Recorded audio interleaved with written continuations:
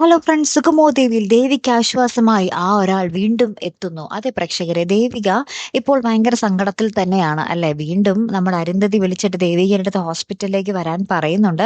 അപ്പൊ ദേവിക ഞാൻ ഉറപ്പായിട്ടും വരാം മാഡം എന്നൊക്കെ പറഞ്ഞ് ഇറങ്ങുന്നുണ്ട്. ദേവികയുടെ അമ്മ ഒരിക്കലും സമ്മതിക്കുന്നില്ല കേട്ടോ. അമ്മയെ ധിക്കരിച്ചിട്ടാണ് നമ്മുടെ ദേവിക ഹോസ്പിറ്റലിലേക്ക് ചെല്ലാൻ പോകുന്നത്. ഇനി അത് നന്ദൻ എങ്ങാനും പറഞ്ഞാൽ പിന്നെ തീർന്നു. ദേവികയുടെ ആരെയും കട്ടപ്പുക തന്നെ ആയിരിക്കും അല്ലെ. അപ്പൊ ഇനി ആരായിരിക്കും നമ്മുടെ ദേവികയ്ക്ക് ആശ്വാസമായിട്ട് വരാൻ പോകുന്നത്? ഈ ഒരു ചതിയുടെ നൂലാമാലകളൊക്കെ അഴിച്ച് സത്യം പുറത്തു കൊണ്ടുവരാൻ ആരെക്കൊണ്ട് സാധിക്കും?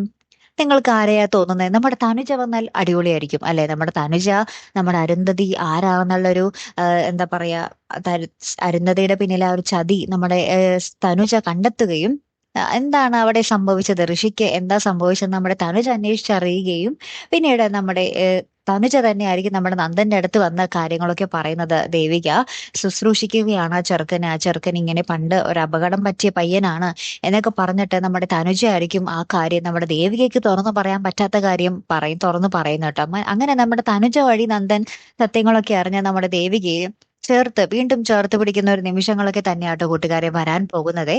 കാത്തിരുന്ന് തന്നെ കാണാട്ടോ. അടുത്തൊരു വീഡിയോയുമായി വരുന്നത് വരയ്ക്കും ഗുഡ് ബൈ.